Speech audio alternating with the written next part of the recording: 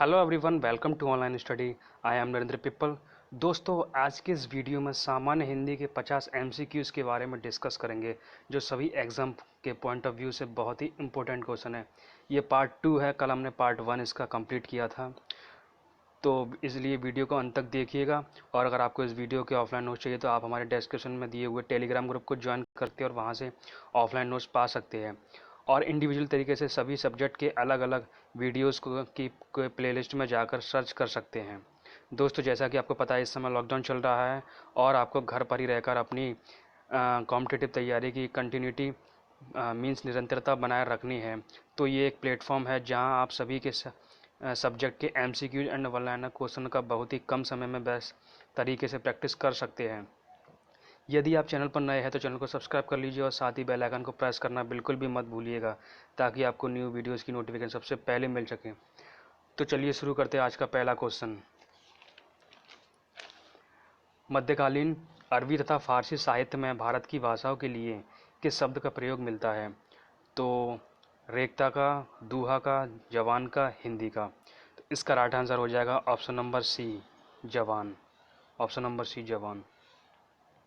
Next question है, खालिक बारी किसकी रचना है? खालिक खलक, रहीम, अमीर खुसरो, अकबर। तो ये किसकी है? ऑप्शन नंबर सी, अमीर खुसरो की है। अमीर खुसरो की। नेक्स्ट क्वेश्चन है, खड़ी बोली हिंद में सर्वप्रथम रचना करने वाले कवि का नाम क्या है? खड़ी बोली हिंदी में सर्वप्रथम रचना करने वाले कवि का नाम क्या है? तो इसका राइट आंसर हो जाएगा आपका ऑप्शन नंबर बी, खुसरो, अमीर खुसरो। नेक्स्ट क्वेश्चन है, हिंदी के उद्भव का सही क्रम क्या है? पाली, प्राकृतिक, अपभ्रंश, अवहट्ठ। तो इसका राइट आंसर हो जाएगा ऑप्शन नंबर ए, पाली, प्राकृतिक, अपभ्रंश, अवहट्ठ। हिंदी के उद्भव का इसका राइट आंसर हो जाएगा ऑप्शन नंबर ए। नेक्स्ट क्वेश्चन है आपका, अपभ्रंश को पुरानी हिंदी किसने कहा था? अपभ्रंश को पुरानी हिंदी किसने कहा था? ग्रियर्सन ने, श्याम सुंदर दास ने, चंद्रधर शर्मा गुलेरी ने, भारतेंदु ने। तो किसने कहा था? चंद्रधर शर्मा गुलेरी ने। इसका राइट आंसर हो जाएगा ऑप्शन नंबर सी। ठीक है। नेक्स्ट है आपका क्वेश्चन नंबर 56। क्वेश्चन नंबर 56, साहित्यिक अपभ्रंश को पुरानी हिंदी किसने कहा था? आचार्य रामचंद्र शुक्ल ने, हजारी प्रसाद द्विवेदी ने, शिव सिंह सेंगर ने, राहुल सांसकृतन ने। तो इसका राइट आंसर हो जाएगा आपका ऑप्शन नंबर ए, आचार्य रामचंद्र शुक्ल ने। किसने कहा था? आचार्य रामचंद्र शुक्ल ने। ऑप्शन नंबर ए। अपभ्रंश की उत्तरकालीन अवस्था का नाम क्या है? अपभ्रंश की उत्तरकालीन अवस्था का नाम क्या? पाली, प्राकृतिक, संस्कृत, अवहट्ठ। तो इसका ऑप्शन नंबर डी हो जाएगा, option number D, Avahattha. Next question आपका, सौरसैनी अपभ्रंश से किस उपभाषा का विकास हुआ है? बिहारी, राजस्थानी, बांग्ला और पंजाबी। तो किसका हुआ है? ये राइट आंसर हो जाएगा इसका B, Rajasthani. B, Rajasthani. Next question आपका, अपभ्रंश और पुरानी हिंदी के मध्य का समय कहा जाता है? उत्कर्ष काल, अवसान काल, संक्रांति काल या प्राकृतिक काल। तो सी आपका संक्रांति काल हो जाएगा। संक्रांति काल होता है आपका अपभ्रंश और पुरानी हिंदी के मध्य का समय। नेक्स्ट क्वेश्चन है आपका, चंद्रधर शर्मा गुलेरी ने किसको पुरानी हिंदी का प्रथम कवि माना है? तो इसका राइट आंसर हो जाएगा आपका ऑप्शन नंबर सी, राजा मुंज को। ऑप्शन नंबर सी, राजा मुंज को। अपभ्रंश को प्राकृताभास हिंदी किसने कहा था? अपभ्रंश को प्राकृताभास हिंदी किसने कहा था? तो इसका राइट आंसर हो जाएगा रामचंद्र शुक्ल ने। रामचंद्र शुक्ल ने। नेक्स्ट क्वेश्चन आपका 62, पंजाबी का विकास अपभ्रंश के किस रूप से हुआ है? पंजाबी का विकास अपभ्रंश के जो है किस रूप से हुआ है? तो ये पैसाची से हुआ है। ऑप्शन नंबर डी आपका राइट आंसर हो जाएगा, पैसाची। बिहारी, बांग्ला, उड़िया और असमिया भाषाओं का उद्भव किस भाषा से हुआ है? तो ये किससे हुआ है आपका? ये मागधी भाषा से हुआ है। किससे हुआ है? मागधी भाषा से। इसका राइट आंसर। नेक्स्ट क्वेश्चन आपका, अर्धमागधी अपभ्रंश से किसका विकास हुआ है? अर्धमागधी अपभ्रंश से जो है किसका विकास हुआ है? तो ये पूर्वी हिंदी का हुआ है। ऑप्शन नंबर बी आपका राइट आंसर है। तो ये सभी क्वेश्चन आपके बहुत इंपॉर्टेंट हैं एग्जाम के पॉइंट ऑफ व्यू से। तो प्लीज़ इसे लाइक कीजिए अगर आपको वीडियो अच्छी लग रही है तो। नेक्स्ट क्वेश्चन आपका 65, सौरसैनी अपभ्रंश से उत्पन्न भाषा क्या है? सौरसैनी अपभ्रंश से उत्तर, तो इसका राइट आंसर हो जाएगा ऑप्शन नंबर बी, पश्चिमी हिंदी, राजस्थानी, पहाड़ी और गुजराती। ऑप्शन नंबर बी हो जाएगा इसका राइट आंसर। सिंधी भाषा का उद्भव हुआ है, तो इसका राइट आंसर हो जाएगा ऑप्शन नंबर ए, ब्राह्मण अपभ्रंश से। किससे हुआ है? ब्राह्मण अपभ्रंश, ऑप्शन नंबर ए। अवधि का उद्भव किस अपभ्रंश से हुआ है? अवधि का अपभ्रंश किस उद्भव से हुआ है? तो इसका राइट आंसर हो जाएगा आपका डी, अर्धमागधी अपभ्रंश से हुआ है। कचहरी में हिंदी प्रवेश आंदोलन का मुख्य पत्र किस पत्र को कहा गया है? तो किसको कहा गया है? भारत मित्र को कहा गया है। किसको? ऑप्शन नंबर डी, भारत मित्र को। नागरी प्रचारी सभा का स्थापना वर्ष क्या है? ऑप्शन नंबर ए, 1893। नेक्स्ट क्वेश्चन आपका, नागरी प्रचारी सभा के संस्थापकों में थे, कौन थे? Shiv Kumar, option number A, Shiv Kumar Singh और बाबू श्याम सुंदर दास। नेक्स्ट क्वेश्चन आपका, काशी नागरी प्रचारी सभा के संस्थापकों में कौन नहीं है? तो इसका राइट आंसर हो जाएगा आपका option number D, Ramchandra Shukla. Option number D, Ramchandra Shukla. Next question आपका, फोर्ट विलियम कॉलेज की स्थापना कब हुई थी? 1801 में, 1810 में, 1800 में, 1802 में। तो इसका राइट आंसर हो जाएगा option number C. Option number C. Fort William College की स्थापना कहाँ हुई थी? फोर्ट विलियम कॉलेज की स्थापना कहाँ हुई थी? तो इसकी स्थापना हुई थी आपके लखनऊ, हैदराबाद, दिल्ली, कलकत्ता। कहाँ हुई थी? ये आपके कलकत्ता में हुई थी। ऑप्शन नंबर डी आपका राइट आंसर है।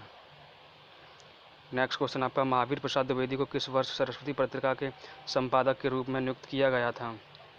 तो इसका राइट आंसर हो जाएगा ऑप्शन नंबर बी, 1903 में। कब किया गया था? 1903 में। नेक्स्ट क्वेश्चन आपका, संविधान सभा में हिंदी को राजभाषा का प्रस्ताव किसने दिया, किसने रखा था? तो इसका राइट आंसर हो जाएगा ऑप्शन नंबर बी आपका सरदार, इसका क्या हो जाएगा? संविधान में हिंदी को किसने, इसका ये आ जाएगा गोपाल स्वामी अयंगर ने। किसने रखा था? गोपाल स्वामी अयंगर ने। क्वेश्चन, नेक्स्ट क्वेश्चन आपका, भारतीय संविधान में हिंदी को मान्यता कब मिली थी? भारतीय संविधान में हिंदी को मान्यता कब मिली थी? तो इसका आ जाएगा 14 सितंबर 1949। ऑप्शन नंबर आपका बी। नेक्स्ट क्वेश्चन है, भारतवर्ष के लिए हिंदी भाषा का नाम सबसे पहले किसने सुझाया था? तो इसका राइट आंसर हो जाएगा मदन मोहन मालवीय ने। किसने सुझाया था? मदन मोहन मालवीय ने। ऑप्शन नंबर डी आपका राइट आंसर हो जाएगा। भारतीय भाषाओं को भारतीय संविधान की किस अनुसूची में शामिल किया गया है? तो इसका राइट आंसर हो जाएगा बी, 8वीं अनुसूची में, अष्टम। संविधान के किस अनुच्छेद में कहा गया है कि संघ की राजभाषा हिंदी और लिपि देवनागरी होगी? तो ये किस में कहा गया है? अनुच्छेद 343 में, 3A 343 में। नेक्स्ट क्वेश्चन आपका, इनमें से किसको संविधान की अष्टम अनुसूची में सम्मिलित नहीं किया गया है? तो ये किसको नहीं किया गया? ब्रजभाषा को सम्मिलित नहीं किया गया। ऑप्शन नंबर सी आपका राइट आंसर हो जाएगा। वैज्ञानिक तथा तकनीकी शब्दावली आयोग की स्थापना किस वर्ष हुई थी? तो इसका राइट आंसर हो जाएगा वर्ष 1961। ऑप्शन नंबर ए, 1961। हिंदी की उपभाषाएं कितनी होती हैं? हिंदी की उपभाषाएं कितनी हैं? तो इसका राइट आंसर हो जाएगा ऑप्शन नंबर सी, 5। इनमें से कौन सी बोली पूर्वी हिंदी की नहीं है? तो अवधी, बिहारी, बघेली, छत्तीसगढ़। तो इसका राइट आंसर हो जाएगा बिहारी। नेक्स्ट क्वेश्चन आपका 84, पश्चिमी हिंदी की बोली नहीं है। पश्चिमी हिंदी की बोली नहीं है, कौरवी, हरियाणवी, अवधी, बुंदेली। तो इसका राइट आंसर हो जाएगा सी, अवधी। पश्चिमी हिंदी की बोलियों की संख्या कितनी है? 2, 3, 4, 5। कितनी है? तो इसका राइट आंसर हो जाएगा 5। Option number D.